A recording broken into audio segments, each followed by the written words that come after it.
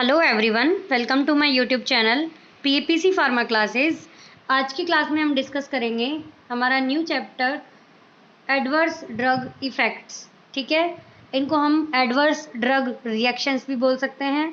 ये वो drug effects होते हैं जो कि किसी ड्रग के किसी इफ़ेक्ट के साथ अकर होते हैं, किसी ड्रग के किसी इफ़ेक्ट के साथ अकर होते हैं। जैसे कि हमने कोई ड्रग किसी एक पर्पज़ के लिए काम में ली है, लेकिन उसके साथ कोई दूसरा इफ़ेक्ट भी आता है। ठीक है, अब वो कई टाइप का हो सकता है, आइदर वो साइड इफ़ेक्ट हो, सेकेंडरी इफ़ेक्ट हो, टॉक्सिक इफ़ेक्ट हो या अदर इफ़ेक्ट्स हों। ठीक है, इनको सबको क्या बोलते हैं? Adverse drug effects. ठीक है, देखो सबसे पहले इसमें डिस्कस करेंगे हम साइड इफ़ेक्ट। साइड इफ़ेक्ट क्या होते हैं कि ये अनवांटेड और अनअवॉइडेबल इफ़ेक्ट होते हैं। ठीक है, अनवांटेड और अनअवॉइडेबल इफ़ेक्ट होते हैं जो कि किसी एक ड्रग के साथ किसी इफ़ेक्ट के साथ अगर होते हैं। मान लो हमने कोई ड्रग ली है और उसका कोई इफ़ेक्ट हो रहा है, बाद में उसका साथ में जो एक और साइड से इफ़ेक्ट आ रहा है दूसरी जगह, वो क्या इफ़ेक्ट कर रही है? एक जगह काम कर रही है, अच्छी बात है, लेकिन दूसरी जगह कौन सा इफ़ेक्ट कर रही है? वो जो कि अनवांटेड और अनअवॉइडेबल है, वो उसका होता है क्या? Side effect. ठीक है, जैसे कि हमने एग्जाम्पल में अगर बात करें, एक ड्रग होती है एट्रोपिन। ठीक है, एट्रोपिन को पेप्टिक अल्सर में काम में लेते हैं। ठीक है, क्योंकि ये क्या काम करती है? जैसे कि अल्सर में ये स्टमक है मान लो आपका, यहाँ से ये HCl सीक्रेट कराती है इसकी पैरिएटल सेल। ठीक है, ये काम किसका होता है? एसिटाइल कोलिन न्यूरोट्रांसमीटर जो रिलीज होता है पैरिएटल सेल से, यहाँ पे HCl को सीक्रेट करवाता है। ठीक है, अब जब एट्रोपिन है, एट्रोपिन का काम क्या है? यहाँ पे एसिटाइल कोलिन जिस रिसेप्टार पे अटैक करके और पैरिएटल सेल से HCl रिलीज करवा रही है, एट्रोपिन उसी पे बाइंड हो जाएगा और एसिटाइल कोलिन के एक्शन को यहाँ पे ब्लॉक कर देगा। ठीक है, फिर एट्रोपिन जो है ये HCl के सीक्रेशन को कम करेगी, जिससे कि क्या होगा? ये पेप्टिक अल्सर के ट्रीटमेंट में काम में आ जाएगी एट्रोपिन। ठीक है, ये तो हुआ इसका क्या इफेक्ट एट्रोपिन का, कि एज ए पेप्टिक अल्सर में कैसे काम किया। लेकिन साथ साथ क्या होता है कि जो सलाइवा है, सलाइवा जो है ये भी सलाइवा के अंदर सीक्रेशन होता है ड्यू टू एसिटाइल कोलिन। अब हमने एट्रोपिन दी है एसिटाइल कोलिन के एक्शन को ब्लॉक करने के लिए। ठीक है, अब सलाइवा के अंदर भी जब एसिटाइल कोलिन का एक्शन ब्लॉक हो जाएगा तो यहाँ पे सलाइवा का सीक्रेशन कम होगा और एक साइड इफेक्ट आ जाएगा, कौन सा? Dryness of mouth. कौन सा आ जाएगा? Dryness of mouth. ठीक है, तो ये इसका क्या है? साइड इफेक्ट है। ऐसे ही ड्रग होती है कोडीन। कोडीन है, कोडीन को हम ड्राई कफ में काम में लेते हैं। जो हमारा मेडुला ऑब्लोंगेटा है उसके अंदर जो कफ सेंटर है उसको सप्रेस करके कोडीन यहाँ काम करती है। कैसे? ड्राई कफ के अंदर काम करती है। ठीक है, कोडीन जो है, अगर ऐसे ही जो एसिटाइल कोलिन जो है ये भी इंटेस्टाइन के अंदर यहाँ पे सीक्रेशन करवाता है, इंटेस्टाइन की मोटिलिटी को बढ़ाता है, जिससे कि GIT मूवमेंट्स आगे होते हैं। जब यहाँ पे कोडीन जो है ये भी एसिटाइल कोलिन को ब्लॉक करने का काम करता है, तो ये ड्राई कफ को सप्रेस करने के साथ साथ ये एसिटाइल कोलिन को भी ब्लॉक करेगा, जिससे कि जो GIT मूवमेंट है और इंटेस्टाइन की मोटिलिटी है वो घट जाएगी, जिससे कि कॉन्स्टिपेशन की प्रॉब्लम होगी। तो ऐसे ही कोडीन का साइड इफेक्ट आ जाता है क्या? कॉन्स्टिपेशन। ठीक है, तो इस तरीके से साइड इफेक्ट्स जो हैं ये ड्रग के साथ अकर होते हैं। नेक्स्ट देखते हैं, नेक्स्ट है सेकेंडरी इफेक्ट्स। सेकेंडरी इफेक्ट्स कैसे समझने हैं हमको? मान लो एक ड्रग होती है, एग्जाम्पल के तौर पे अगर हम इसे समझे, टेट्रासाइक्लिन। क्या होती है? टेट्रासाइक्लिन। ठीक है, ये काम करती है, ये जो है जैसे हम इसको बॉडी में लेते हैं जो माइक्रो ऑर्गेनिज्म है उनको किल करने के लिए। ठीक है, बैक्टीरियाज को किल करने के लिए। ठीक है, अब ये जब बॉडी के अंदर जाएगी तो जैसे इंटेस्टाइन है, इंटेस्टाइन में कुछ ऐसे बैक्टीरिया भी प्रेजेंट है जो जिनकी प्रेजेंस ज़रूरी है। ठीक है, तो ये उनको भी किल कर देगी, जिससे कि क्या है? सुप्रा इन्फेक्शंस अकर हो जाएंगे। क्या हो जाएंगे? सुप्रा इन्फेक्शंस अकर। तो ये सुप्रा इन्फेक्शंस अगर अकर नहीं करने, तो ये क्या है? टेट्रासाइक्लिन यहाँ पे फिर बंद करनी पड़ेगी। तो टेट्रासाइक्लिन बंद कर देंगे तो जो हम माइक्रो ऑर्गेनिज्म किल कर रहे थे वो किल नहीं हो पाएंगे। तो इस तरीके से ये क्या है कि अनवांटेड बट अनअवॉइडेबल इफेक्ट हो गया सुप्रा इन्फेक्शन। ठीक है, और ये एडवर्स इफेक्ट है किससे? जैसे टेट्रासाइक्लिन से। जो वो पहले इफेक्ट कर रही है किल करने का, वो तो उसका क्या है? प्राइमरी एक्शन, लेकिन सेकेंडरी एक्शन में वो क्या है? सुप्रा इन्फेक्शंस को कॉज करेगी। ठीक है, ये हुए कुछ सेकेंडरी इफेक्ट्स। ठीक है, अब देखते हैं नेक्स्ट, जैसे कि टॉक्सिक इफेक्ट्स।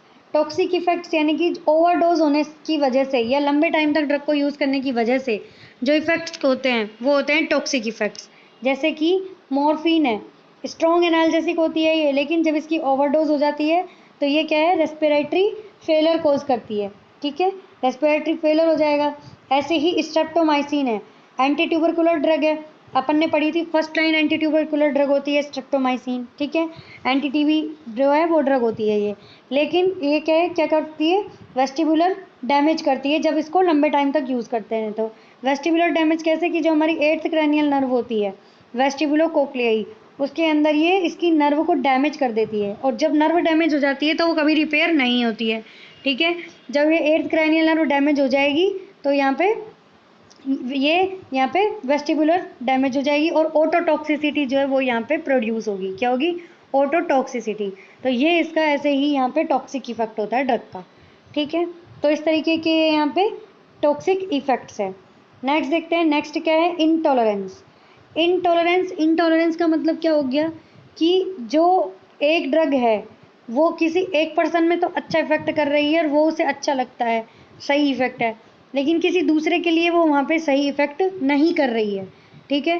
जैसे घर में छोले भटूरे बने हैं, किसी एक को तो पसंद है लेकिन किसी दूसरे को पसंद नहीं है, तो वो इससे इनटॉलरेट है, वो इसे टॉलरेट नहीं है, उसको नहीं खाने छोले भटूरे, लेकिन पहले वाले को तो सही लग रहे हैं, ठीक है। तो ऐसे ही इंटॉलरेंस के केस में कोई ड्रग किसी एक पर्सन के लिए तो अच्छा है, वो टॉलरेट सही से कर रहा है उसको, लेकिन जो दूसरा है वो उसके लिए इनटॉलरेट है, उसको बोलते हैं इंटॉलरेंस। फॉर एग्जांपल अगर ड्रग के केस में देखें तो जैसे क्लोरोक्वीन है, तो क्लोरोक्वीन वैसे एंटी मलेरियल ड्रग है, ठीक है, एंटी मलेरियल के तौर पे कई पेशेंट काम में लेते हैं, लेकिन कुछ पेशेंट्स में वोमिटिंग, एब्डोमिनल पेन, ऐसी चीज़ें यहाँ पे हो जाती है, तो ये क्या है कि ये इनटॉलरेट होते हैं पेशेंट्स, तो ये यहाँ पे इसका एडवर्स इफेक्ट है ये इनटॉलरेंस, ठीक है। नेक्स्ट क्या है, आइडियोसिंक्रेसी। आइडियोसिंक्रेसी वर्ड का मतलब क्या होता है, सीधा यही आता है इसके अंदर। आइडियोसिंक्रेसी वर्ड का मतलब होता है किसी जो जेनेटिकली डिटरमाइंड डिजीज़ होती हैं, यानी कि जेनेटिकली, यानी कि जैसे कि किसी जीन के लिए स्पेसिफिक पर्टिकुलर किसी जीन के लिए जो इन्फेक्शन होता है किसी केमिकल के लिए, उसको बोलते हैं क्या, आइडियोसिंक्रेसी। जैसे कि genetically determined abnormal reactivity for a chemical और towards a drug is known as idiosyncrasy, ठीक है। जैसे कि जो क्विनीन और क्विनीडीन है, ये एब्डोमिनल क्रैम्प, डायरिया, ऐसी चीज़ें करती हैं। मतलब किसी एक पर्सन में कोई, जैसे क्विनीन है ये इफेक्ट कर रही है एंटी मलेरियल, अच्छी बात है, लेकिन दूसरे में वो एब्डोमिनल क्रैम्प, डायरिया और ये सब प्रॉब्लम्स कर रही है, हाइपोटेंशन, वो क्यों कर रही है, क्योंकि इसके जीन में ही ये है, जीन से रिलेटेड ही है पर्टिकुलर, उसको बोलते हैं क्या, आइडियोसिंक्रेसी, ठीक है। नेक्स्ट है फोटोसेंसिटिविटी। फोटोसेंसिटिविटी के अंदर दो टर्म्स आती है, जैसे कि फोटोटॉक्सिक और फोटो एलर्जिक, ठीक है। फोटोसेंसिटिविटी यानी कि लाइट की प्रेजेंस में जो रिएक्शंस होती हैं वो क्या कहलाती हैं, फोटोसेंसिटिविटी, ठीक है।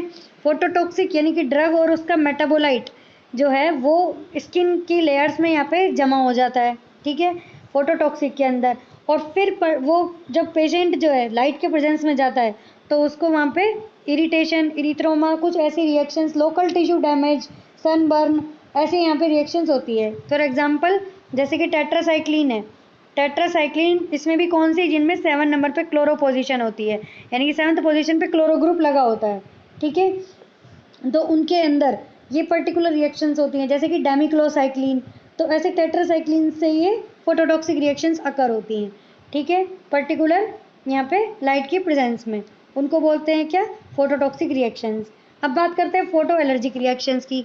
फोटो एलर्जिक रिएक्शंस जैसे कि पेशेंट जो है लाइट की प्रेजेंस में जाने के बाद सेल मीडिएटेड इम्यून रेस्पॉन्स जो है वो उसको होने लग जाए, और ये भी पर्टिकुलर वेवलेंथ में, जैसे कि यूवी विजिबल, इसमें वेवलेंथ में जो यूवी है इसकी वेवलेंथ होती है 200 से 400 नैनोमीटर, ठीक है, इसको हम डिनोट करते हैं लैम्बडा से, ठीक है।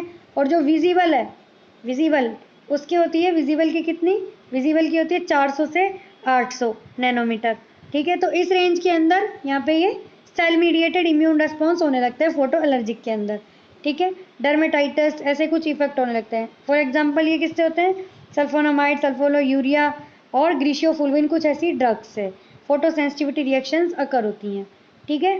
तो हमने कुछ डिस्कस किए यहाँ पे एडवर्स इफेक्ट्स, जैसे कि side effect, secondary effect, toxic effect, intolerance, आगे और भी इसके अंदर और भी इफेक्ट्स हैं, उनको हम नेक्स्ट क्लास में डिस्कस करेंगे।